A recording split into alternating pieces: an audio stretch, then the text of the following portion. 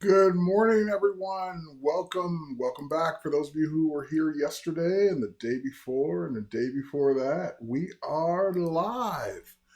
It is that kind of morning where we're going to do our typical day of photography. It's our Masterclass Friday. For those of you who are new, welcome back. If you have been here, if you were here last week when I did my live shoot, and of course, if you've been following Adobe Live all week, it is great to keep you coming back and having you come back.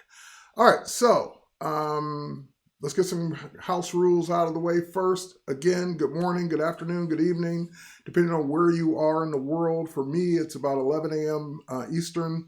I know on the West Coast, it's still a little bit early, 8 a.m. And even on, like, we have someone from New Zealand, it's 4 a.m. there. So just keep in mind that people are watching this from all over the world. So when I say good morning, I'm saying that as in addressing all time zones.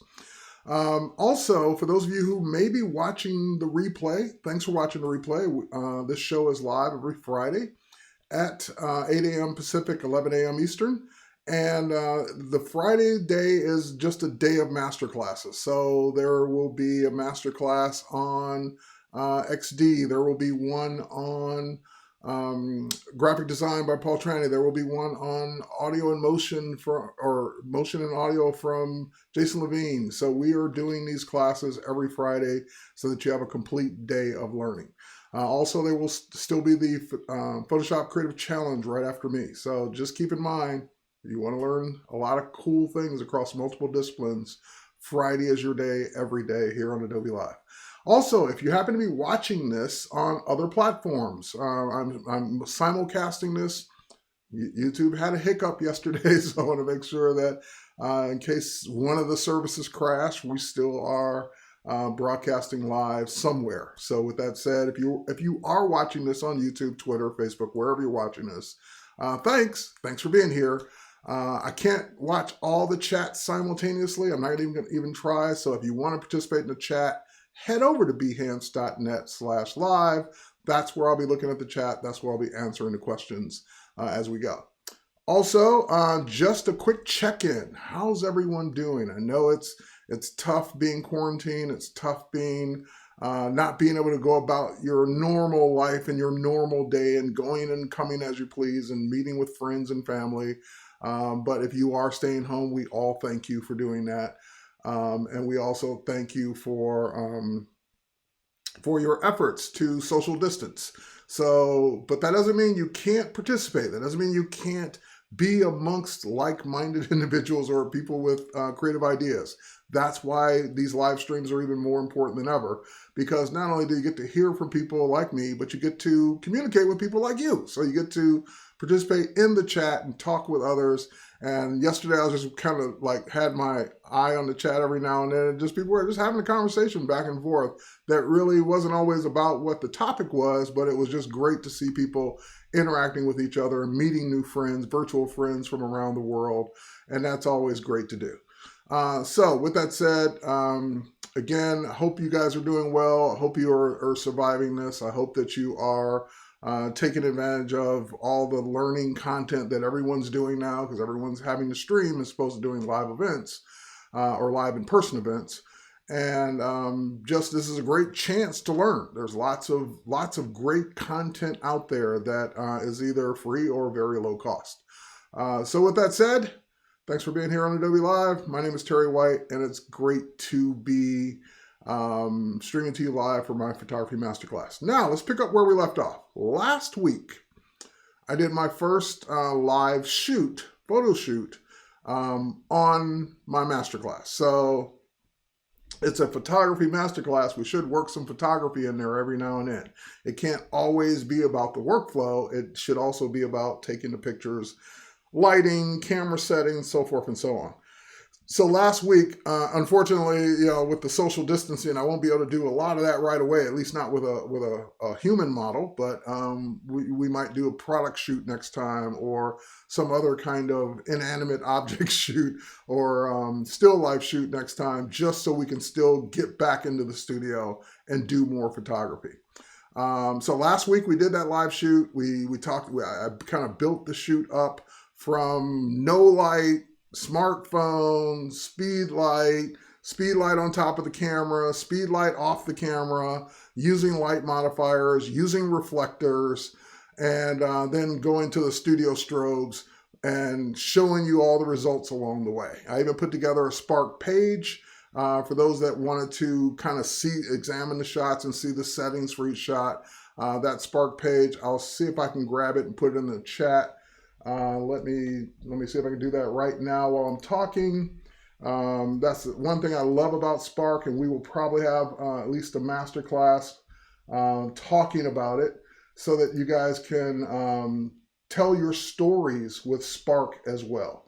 So I'm seeing my recent projects here. Let's go ahead and just grab the link for this one. And yep, should already be published. Let me see if I can grab the link real quick. There it is. Copy the link and come over here. Oh, I'm going to have to do it on this. I was copying it from a different computer. I was like dragging my mouse. It wouldn't go over to the other screen. So let me do that now. Let me head over to behance.net/live, where I should be live already. Here I am. Let's pop in and let's paste this in the chat. All right, so if you want to go look at last week's shoot and even catch the replay, it's all in that Spark page I just posted. Okay, so now what are we going to do today if that's what we did last week? Well, today is we're going to continue talking about that workflow and finishing it off from the standpoint of what would I do now that I've captured all those images, go through them, pick our favorites, do a little editing, share the gallery with the model, get feedback from the model based on that shared gallery. There's all kinds of ways to do that in Lightroom. And so we're going to go through that whole process, or as much as we can get through it in the next 50 minutes or so. So without further ado, let me head back over to my computer here and let's switch over so you guys can see what I'm doing. All right, here's what we did last week. Now, I did take the liberty of doing one thing, but I'll show you what I did. But I pretty much backed off everything from, meaning I started working on the photos like, whoa, don't work on them because you need to show this in the class. So there's one thing I can't undo, but I'll show you what that was. But anyway, here are the folder of images we captured. I don't think I deleted any. So we captured 87 frames. The first two were the ones from the iPhone. So those are the ones that I captured with a Lightroom camera. That's why they're named APC and a number, versus the ones that we captured from the DSLR using tethering. Now, the one thing I was talking about that I already did, and I just kind of wasn't thinking and did it up front, was I did convert the raw files that came out of my camera, the .nef files, because I shoot Nikon. The ones that came out of the camera were .nef files, and I went ahead and converted everything to DNG. And I was like, oh crap, I probably should have waited till class to show how to do that. So I'm going to show you how to do it anyway. Now, I've shown when you do an import that you can set your, once you're doing the import and you're copying, you can, from the memory card, you can copy as DNG. So I already showed how to do that. But what if you are tethering? There is no DNG conversion while you're tethering. And for people that are like, what's DNG? So let me back up a little. Every camera manufacturer has their own proprietary RAW format. So Canon is .cr2, Nikon is .nef, Sony is AC something. I can't remember what Sony's is, but Sony has one, and Fuji has one, and Olympus has one, and everybody has one. So those proprietary RAW formats work with their cameras, and Lightroom hopefully will support as many formats as we can. But with proprietary formats, there's no guarantee of future support. There's no guarantee that those file formats will be supported forever. Now, the one format you don't care about being supported, because you know it will be supported forever, is JPEG. Like, because no one owns JPEG. No, like it's a open standard that anyone and everyone has written to and can create in open files. So if a company goes out of business, JPEG is likely to be unaffected. If Nikon or Canon or any of the other ones went out of business, heaven forbid, that format would cease to exist, meaning, yeah, the files that are out there would continue, but who knows how long all the other companies would support that file format. So Adobe proposed years ago a standard called DNG, digital negative, to do the same thing for non-RAW files that JPEG did for RAW files. And DNG is one of the things I do as a step to convert my images into DNG, so I know if no matter who goes out of business or who decides they're not going to support something anymore, DNG will live on because it is an open standard as well. It is one that anyone can adopt and anyone can write to or read. So what I did was I selected all my images. I went up to library and I came down to convert photos to DNG. Now I'm going to bring up the dialog box anyway, but I've already done it, so I'm not going to click OK. So first and foremost, it's pretty much the defaults. Only convert RAW files. And I don't need both. I don't need the NEFs and the DNGs. So that is, I always leave this checked. Delete the originals only after a successful conversion. So don't delete them if it didn't work. And use the DNG conversion, or I'm sorry, file extension, compatibility, camera raw, put a JPEG preview in it so you can see them quickly, so forth and so on. Now, if you don't care about your storage and you really want to hold on to that proprietary RAW file as well, you can even embed the original RAW file in the DNG. So you can always extract it someday if you ever needed it. So we kind of cover all aspects of it. If you are afraid the DNG is not for you, you don't have to do it. If you're afraid the DNG is great, but I still want to hold on to the RAW file, you can by not deleting it or embedding it. But keep in mind, it's going to take up almost twice the space. So I clicked OK, and that just went through and converted everything to DNG. Now, shooting the ones on the iPhone with the Lightroom camera, I had it set to RAW anyway, so it captured them as DNGs. So those two I didn't have to convert, but all the rest coming off my Nikon camera or Nikon camera, I converted to DNG. All right, now that we got that out of the way, the next step or the next thing I would do is start the process of elimination. And actually, technically, if I were really doing this workflow, that would have been my first step, because why waste time converting images that you're going to delete? So first step is actually the process of elimination. Then do all your conversions and your naming and all the things we're going to do as far as the workflow. With DNG, you don't have a XMP sidecar file, which I like. I know, I like that too. And also, thanks for the kudos on the Spark page, William. Yep, Spark is amazing. It's a great storytelling solution that is free for everyone. So head over to spark.adobe.com if you want to check it out. And of course, I put the link to my Spark page in there so you can kind of get an idea what Spark can do. All right, so let's start that process of elimination. Now, normally, I would just go ahead and work in full screen because why not? That shows me the full image. But for the sake of demonstration and the sake of teaching, I'm going to go in the loop view, which is the letter E on the keyboard. The reason I'm going to go to loop view is so you can see the interface as I'm doing things. This was the very first shot, just holding up the iPhone with the Lightroom camera and going click. And I took two, that one and this one. Do I need both? Do I need either of them? I don't need either of them, but if I were going to keep one, because remember I built that Spark page, so I needed to show an example of each photo. If I were going to keep one, I'd probably keep that one, because that one can be adjusted and made better, whereas this one is just not as good as the other one. So why do I need both? I don't.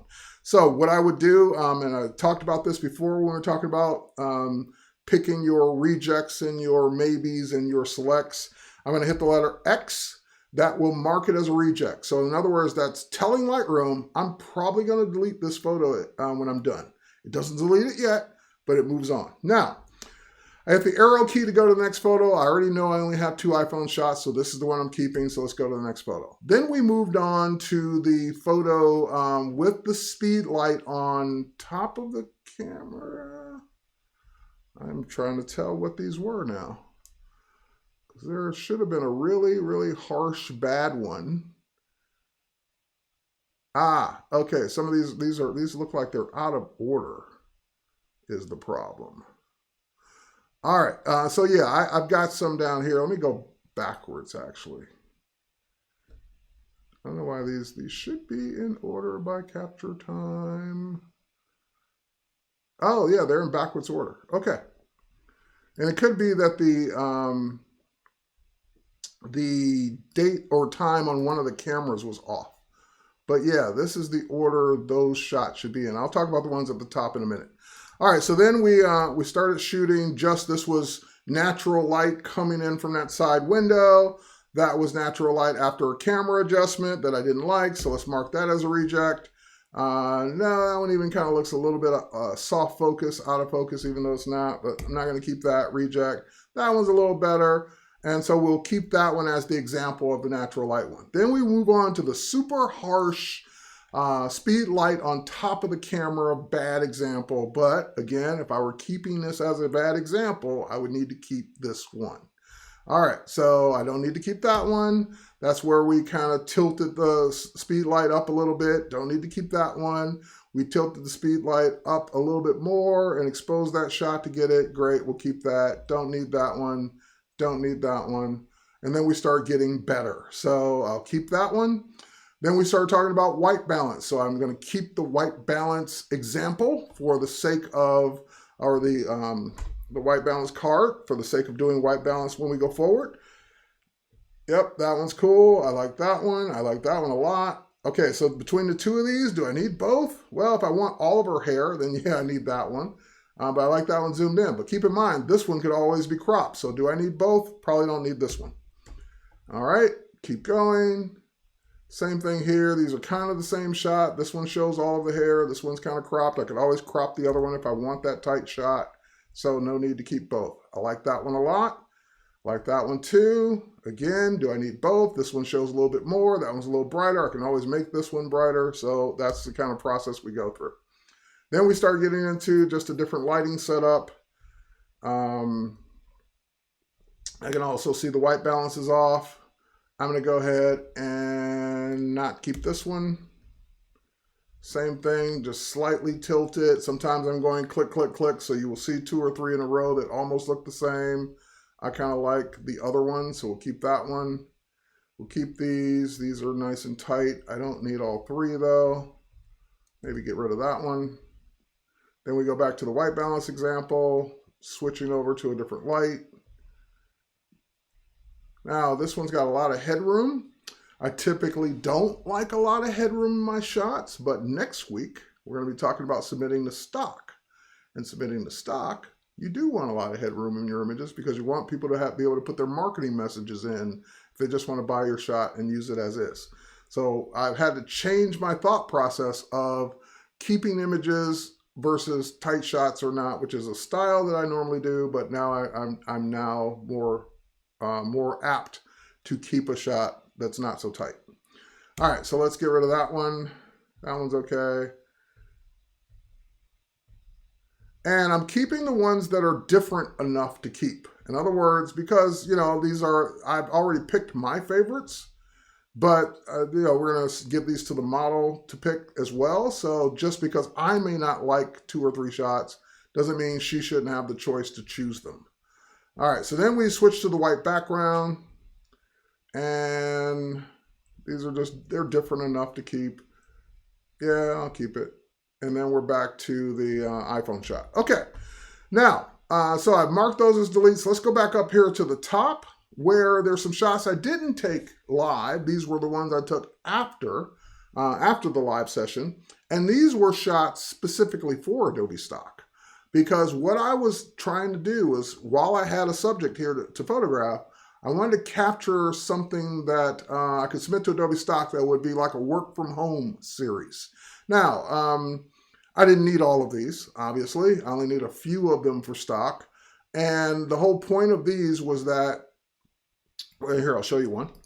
We were just kind of showing that, and that one's out of focus, so that would be a reject. Let's reject that one. We're trying to show that, that business up top, casual on the bottom kind of thing. And it's always funny now to see people live streaming and see people even doing newscasts and wondering, are they wearing pants? Are they wearing nice pants? Are they wearing shorts?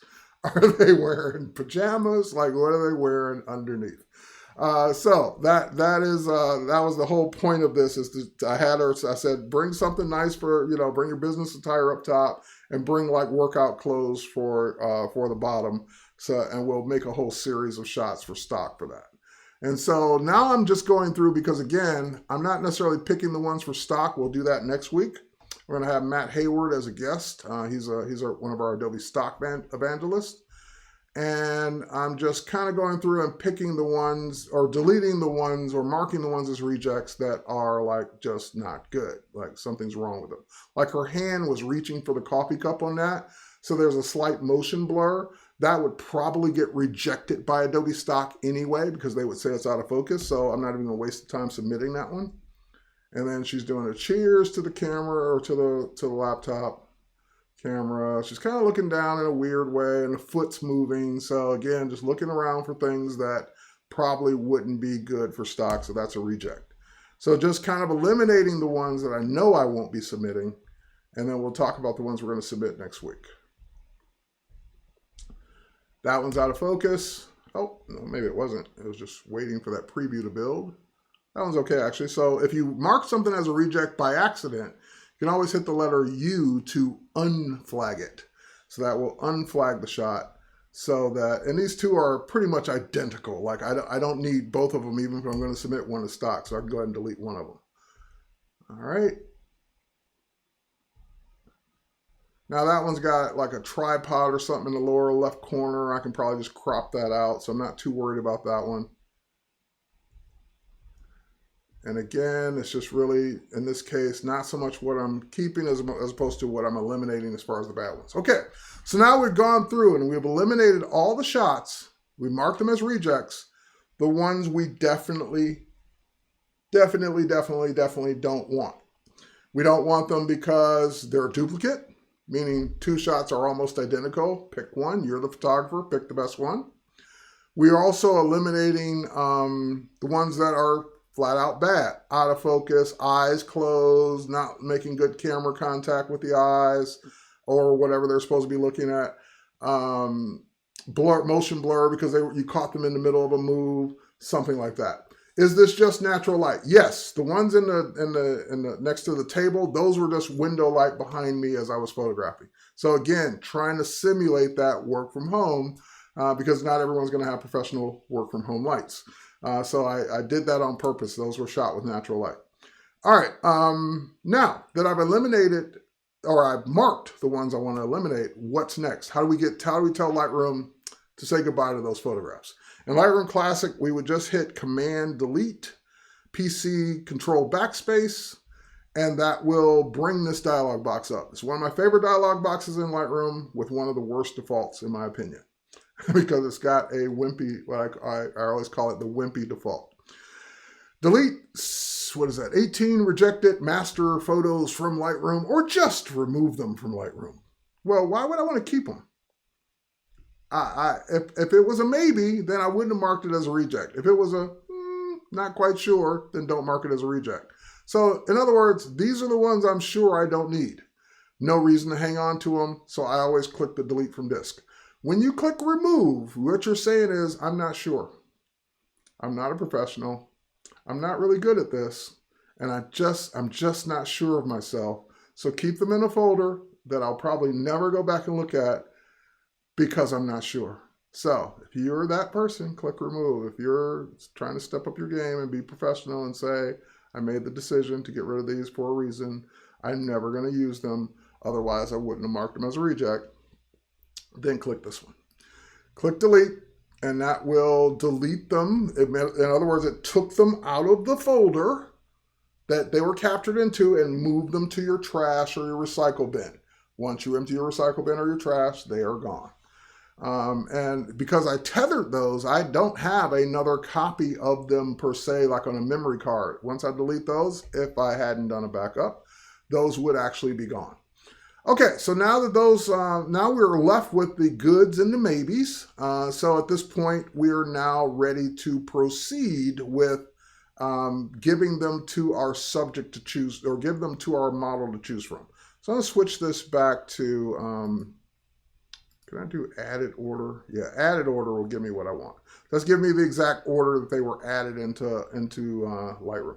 All right, so now that I got this the way I want it, I'm down to the 69 photos that I want to keep. This is the point where I would now go in and create a collection. So right now we've done everything in the folder. So that's why when we hit delete, they were deleted out of the folder. But from the standpoint of sharing, organizing, editing, and everything else we're going to do going forward, I don't want to work in the folder anymore. Collections are better for all of the things I just said.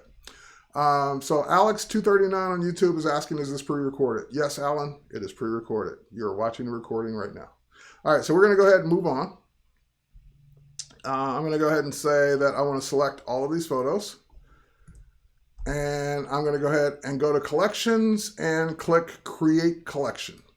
So create collection with all of the photos selected will give me the ability to name that collection and call it whatever I want.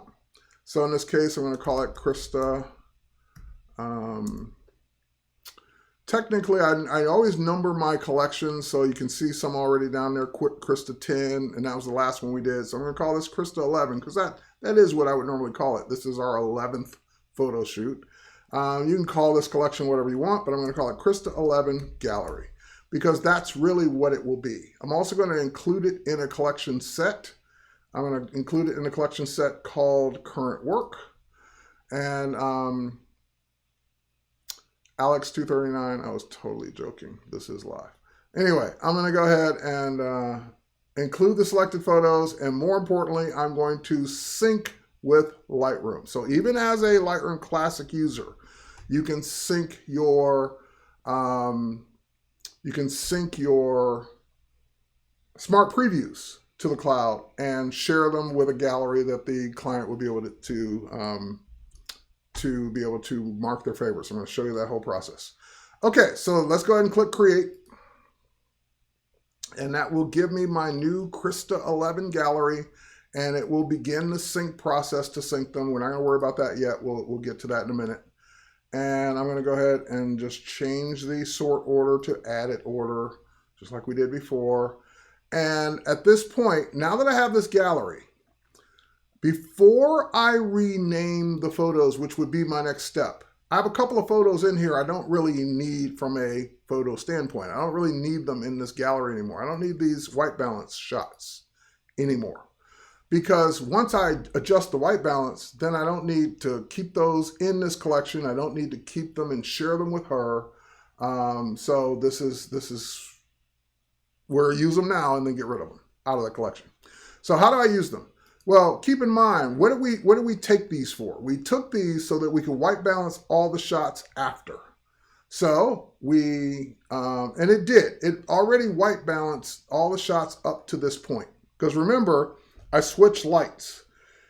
So we started tethering. We said, set the tethering dialog to same as previous. So when I click that shot, this shot, this shot, this shot, this shot, it used the same white balance card. But then I switched to the strobe. When I switched to the strobe, the white balance is different. So these all have this yellowish tint. And then I remembered, oh, I probably need to white balance again off the new light. So I grabbed the white balance card and we photographed it again. But these four didn't get that white balance. They didn't get the one from this card. So technically we're done with this one. We can get rid of it. We now need to use this one to white balance the other shots, to white balance these four that were taken before we shot the white balance card, but under the same conditions. So we select that one, we hold down our shift key and we get the ones before it. And Lightroom Classic has this concept of selected photos, which all 5 are selected. And there's a concept called most selected. The most selected photo is the one with the whiter border around it. These are kind of like a dull white. That's a bright white. That means that that's the selected photo. So if I were to go to this one, now that's the selected photo. If I were to go to that one, that's the most selected photo, even though all 5 are selected. Because when you have the most selected photo, and you head to develop, it will use that photo to develop the other ones. So now that I've got the most selected photo, I click on develop. That one becomes the one that's selected, even though the other 4 are still selected. And I want to make sure that I'm on auto sync versus just sync. Sync will only adjust the one photo that's the most selected. Auto sync, by turning that on, will adjust all the rest. So now that I've got auto sync turned on, I switch up to my basic panel, I grab my white balance eyedropper, and I click on the gray that we intended, the 18% neutral gray, even though if I didn't have the white balance card, the backdrop would work. But we just go ahead and click on that, and that will adjust the white balance, not only for this shot, but all the ones before it. So now if I were to go back out to the grid, they all now are not so yellow. And again, if I undo that and undo that, this is what we were looking at before. We give it a second. Give it a second. Undo set treatment. Undo white balance custom. There we go. If we look at them before and just kind of look at one of these so you can see what I'm talking about. Notice how this one has like a beige tone to the background when we know that background's gray. But if we look at that one's actually gray. Well, that's the white balance that we're trying to fix. So we're going to go ahead and select all of these. The most selected one, develop module, white balance eyedropper. Click on that anywhere on that gray. And that, because of auto sync, just fixed all the rest. So that could have fixed 5. It could have fixed 500. It could have fixed 5,000. It could have fixed every photo you selected and got that white balance. Now, what if the photos weren't easily selectable, meaning they were all over the place, meaning they were in different collections, not next to each other, so forth and so on. The other way you could have done that is you could have fixed one. So let's go back in. We can fix that one. And then we can go to copy. Copy the white. We can uncheck all if we want. And we say, oh, uncheck all. And we just say, just copy the white balance. So now when I go and select any photos from here on out and go to the develop module until I quit Lightroom or copy something else, I can keep pasting that white balance across the board. So auto sync is a huge time saver. Yes, Steve and Rose, it is amazing. Next up, so I've got the white balance fixed. I don't need the card anymore. Not in the collection, it's still in the folder if I delete it here. So now I've got just the images. Okay, so at this point, it's now time to do renaming. And I explained early on in the Masterclass series why I renamed the photos. So let me select them all, Command A. And let's go to Library. And let's go to Rename Photos. When I go to Rename Photos, that will bring up whatever I named last. And it will bring up I've set a custom setting for this. So let me explain this. So my custom setting, if I go to edit it, is I want whatever text I put in, so Krista 11, whatever I want, and I want a dash, and I want a sequence number, meaning 1, 2, 3, 4. Now, normally your sequence number would be 1 digit, like that. That's the default. I don't like that default. Here's why. If you use that default, you're going to get to number 10, and it's going to be number 10. Then eventually you're going to get to number 100, and it's going to be 100. And then you're going to get to 1,000. If you have that many shots, it's going to be 1000.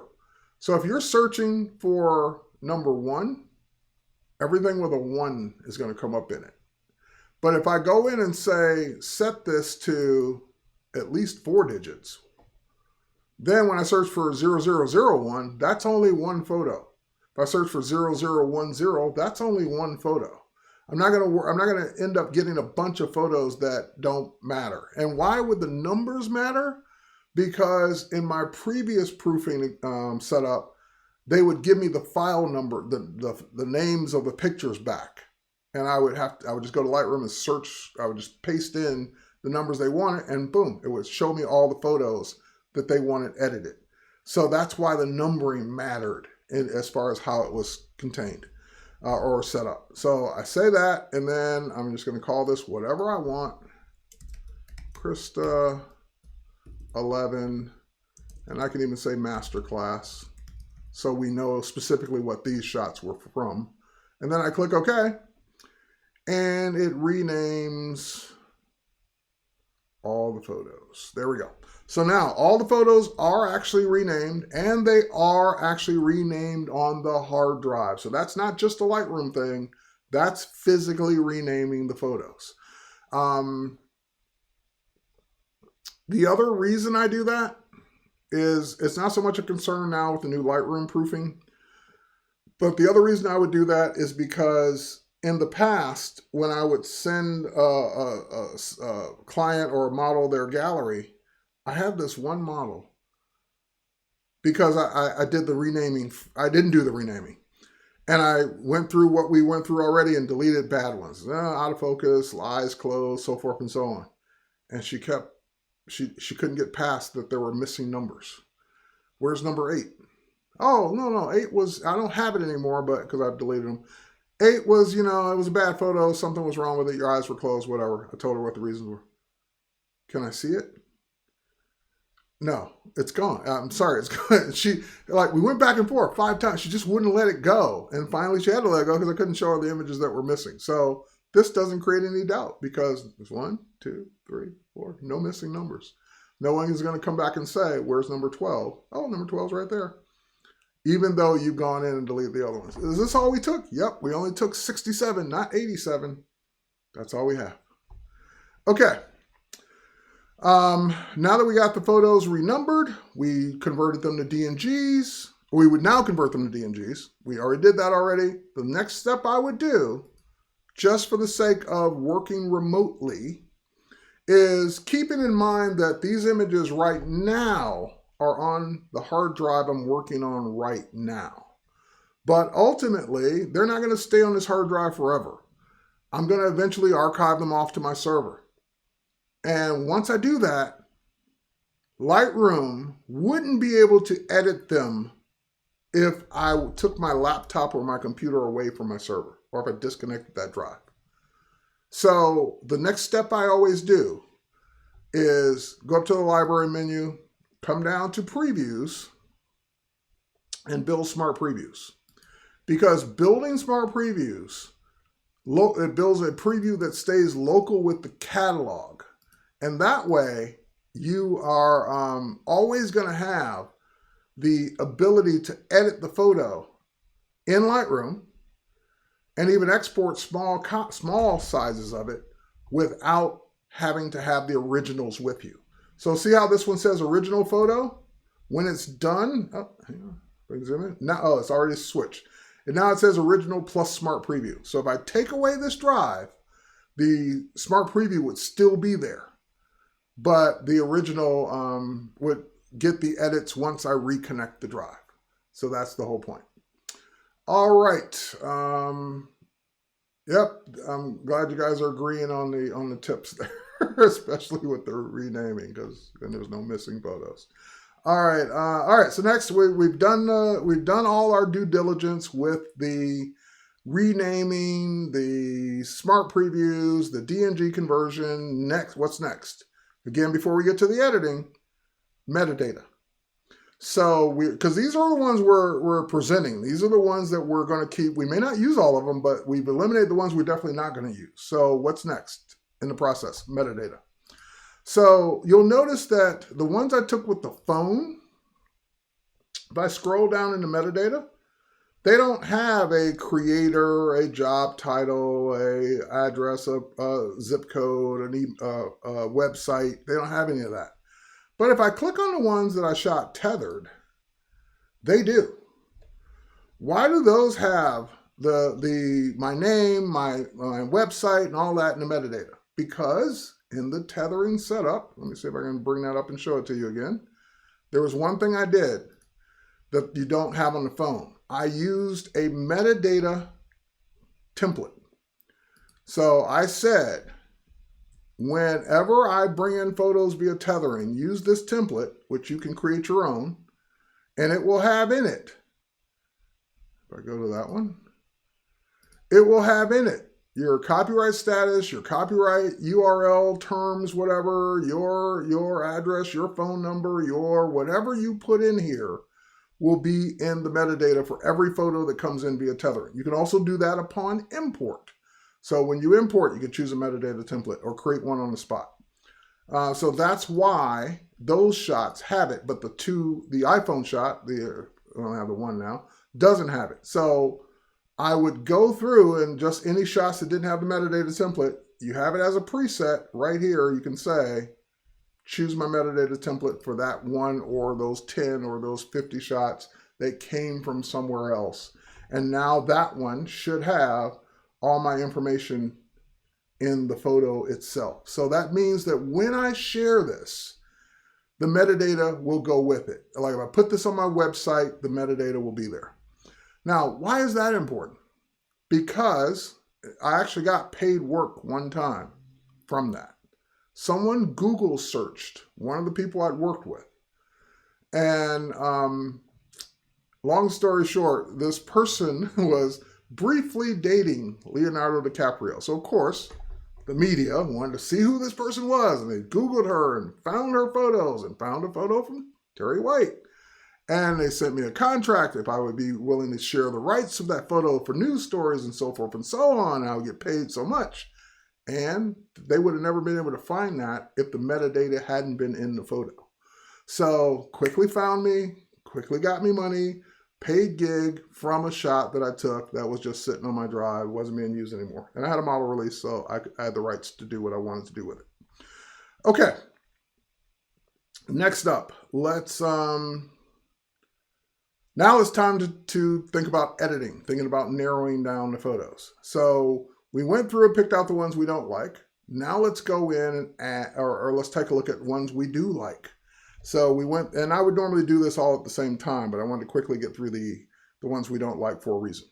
Let's say that I want to, for the sake of time, because we're not going to have time to do a bunch of these. Let's say that, and since we're not going to have time to do a bunch of these, let's get this out of the way first, because I don't want to run out of time for this. So let's do the proofing gallery first. Then we'll come back and edit one of our favorites. All right, so you notice that when I created that collection, I shared it with Lightroom in the cloud. So I clicked, remember I created the collection, I had the box checked sync with Lightroom. Now that that's been checked, if I head over to Lightroom in my browser, so let's go to the web browser. I've got Lightroom here already. So I'm just going to show you how to get to it. Just go to lightroom.adobe.com. And that will take you to, so it's showing me my all photos, but that'll show me that gallery that I just synced. So there it is.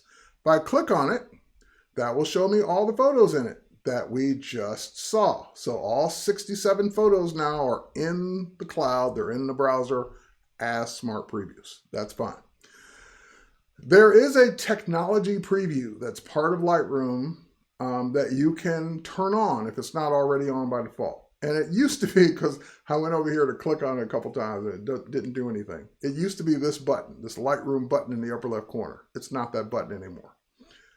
You head over to your avatar, your thumbnail for you over on the right-hand side. So the opposite side, and click on it. That'll bring up a menu where you can get to technology previews.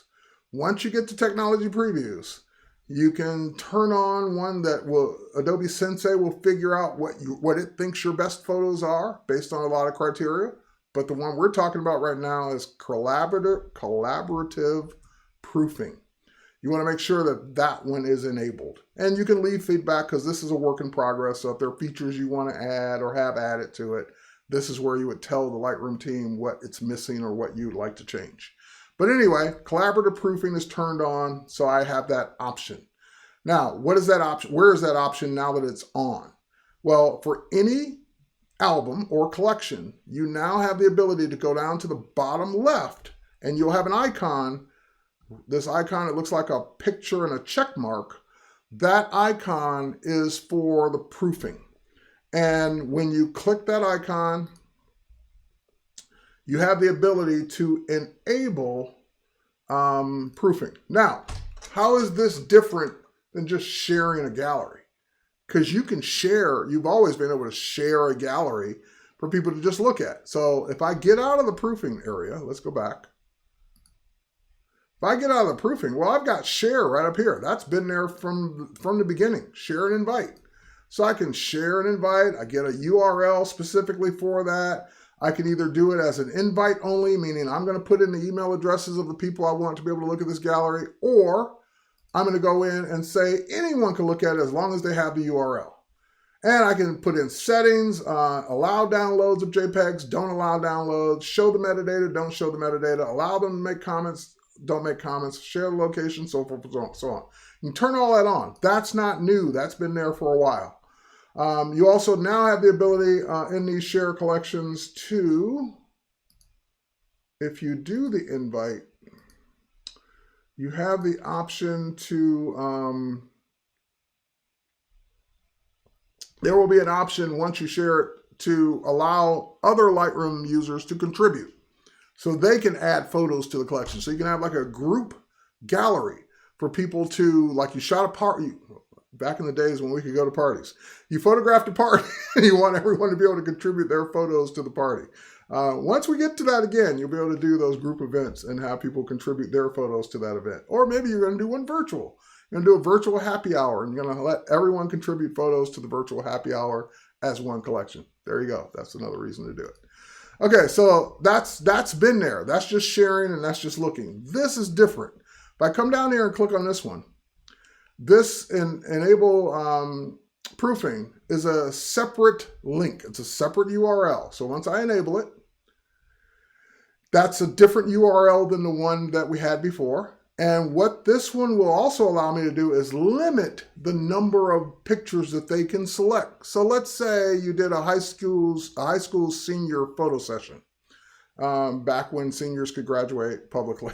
So you did this high school, I know it's a sad topic, but you did this high school senior portrait session and you wanted the mom, the senior, the dad, the whoever to be able to select the number of photos that you contractually said they can pick. So let's say they agreed to buy up to 10 edited photos. So I can put in that they can pick 10 photos and that's all they would be able to pick.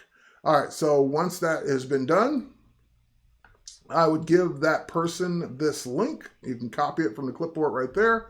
And now you send that link out to anybody and they would, here, I'll show you what the link looks like. We'll copy it. We'll do a new incognito window, so I'm not signed in. And this is what it would look like on their end. It's going to ask them to sign in if they go to choose anything, by the way. So it says 0 of 10 photos selected. And you have the ability to they can click on the ones they want you to edit and it will subtract from the 10 until they get to 10. And what will happen on your end is you will get a notification in Lightroom on your mobile device. It will be like a push notification that says, Krista made selections to her photos. Now, that's great that I get notified, but here's what I found out is, so Frederick's asking, is password protected available? Not now, not currently. So that would be one of the comments you'd want to put in. Here's why that's cool and why it's not there yet. Because my old gallery, which was a third-party plugin, when they made their selections, they hit a button and it sent me an email with the numbers, with the file names. I know they're done because I got the email. Krista might go in today and say, "Ooh, I really like that one." Click. I'm going to get a push notification. She selected 1 or 2 or 5. And maybe, I don't know if that's all she wants or not. Because I've had even people select all 10 and I go to work on them and then I get another push notification 6 hours later because they weren't really done selecting. They were just picking some they liked and then they changed their mind and unselected some and selected some different ones. So what I now do when I send this link out is I say, send me a text or an email back when you're done. That way, I don't have to worry about the push notification, missing it, or doing it prematurely because they weren't really finished yet. Then I come here, I come back to this gallery, and this one, I click the same button, and the images they picked would show up here. And you have the ability, once they show up here, to add them to a new album. So the 10 images would be here. Click the button, add to a new album. Now you've got the 10 customer selects that they wanted. Okay, that's what the collaborative proofing technology preview is in Lightroom. And it shows me, even on the gallery, that I've shared this as a regular gallery, and I've also shared it as a proof gallery, so I know which ones were shared which way. Okay, so while I'm waiting, I'd send the email out. While I'm waiting for Krista to get back with me on the one she wants, what she wants is irrelevant compared to what I want, because I want different ones for what I'm going to do. Maybe I want to put one of these in my headshot or a portrait portfolio. So I think this is the one I really, really liked. It is. So I would select that one, and I would mark that one in classic with a color. Because when she gives me her 10 up to 10 back, I'm going to mark hers with a pick flag. So it's going to create a new album. They're already an album anyway. But just for the sake of argument, I'm going to mark hers with the letter P. So that way I know I always reserve the pick flag for customer picks, whether I'm the customer or they're the customer. So picks mean these are the ones they want. These are the ones they're paying for. These are the ones that we agreed to do a trade on, whatever it is. Those are the ones that we're going to use. The ones that I like, I use a color. So I'm not really a fan of green, but for some reason I've always stuck with green for picking my favorites. So that way I can visually quickly look at Lightroom and see which ones I like, and then I would go through the editing process. Now I only got like 4 minutes left, so I would go in. We kind of went through this already with the editing. Hang on, we were going to go to our lens correction. There we go. I would enable the profile correction, go to my basics panel, set my profile. I've already done this for this photo. I would set all my sliders where I want them to be. And then if this was all I needed, I would be done with it, but it's not all I need. So I'm going to go head over to Photoshop. So let's edit in Photoshop. And let's see if we can do a quick 3-minute edit. All right. Edit in Photoshop, because it doesn't need a lot anyway, so we can probably get this done in 3 minutes. That will, because it's a raw file, that opens a copy, so I'm not going to duplicate the layer because I already got a copy. I'm going to go ahead and zoom in and just remove a few little pimples and things that are not permanent. Like, for example, the difference is she has a beauty mark right there in the middle of her forehead. That's permanent. That's not going away. But these little pimples that are temporary, those are the kinds of things I go ahead and remove. Beauty marks, anything that's an identifying mark or something that is part of her identity, I leave. Okay, like for example, I'm not a fan of nose rings, but it's her identity, so we leave it. All right, there we go. Okay, just any little things like that. Now, you could do some of this in Lightroom, but it was just going to take you long. Oops, it's just going to take you longer. All right, now, and zoom in on this eye. A little bit of eye stuff there. And by the way, I'm using my Wacom Cintiq. Let's move that over. I'm using my 16-inch Cintiq on this, so I can edit right on the display. But any Wacom tablet or any tablet for that matter is what you want to do for retouching. It's just so much easier to work pressure sensitive than to use a mouse or a trackball or a trackpad. Because all of those devices have an up or down state. They don't really let you do much more. Now, one more thing I'll do real quick because we got like 1 minute left. 2 things actually. Quickly, filter, liquify. I don't like the shoulder being pushed back in this photo the way it is. So I'm just going to go ahead and make a nice big brush and adjust that a little bit more like so. There we go. And click OK. And next up, just quickly under the eye. I showed this tip before. We'll do a patch tool. We don't want to remove all the lines under the eye because everyone has lines under their eyes. We're just going to reduce them. So that takes it completely away. Command Shift F. fades it back on a slider so we can just reduce it, but not completely remove it. There we go. Same thing on this eye. And patch it. Completely removes it. Command-Shift-F. So it's not so unnatural. And we just completely bring it back maybe halfway. All right. And deselect. All right. I would keep doing more like sharpening the eyes, but we're out of time. And we got a great looking portrait that quickly. So save, close, head back to Lightroom. It will put it right next to the original. So I still have that one, the original to work with if I ever need it, and away we go.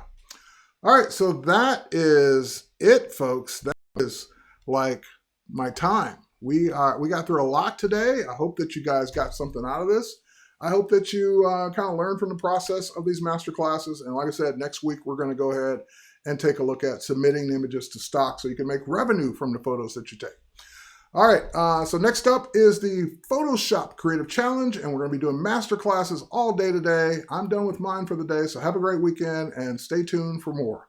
With that said, cheers everybody. Thanks for watching. We'll catch you on the next one. Bye everybody.